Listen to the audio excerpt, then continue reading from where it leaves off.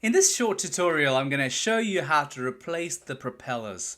Recently, my drone sadly crashed and the propellers have been chipped and damaged. So I need to replace them. To do that, you essentially need two things.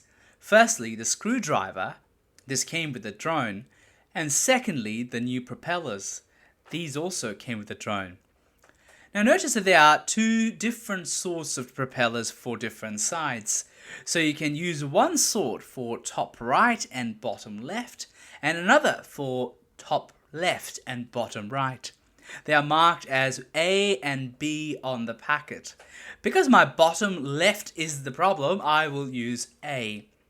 Feel free to take them out of the packet and essentially use the screwdriver to unscrew the old propellers.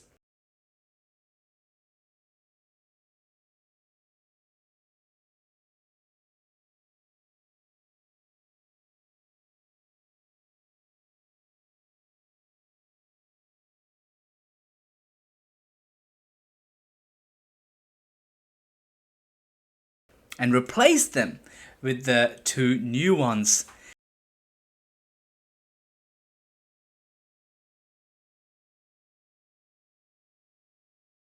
And screw them back.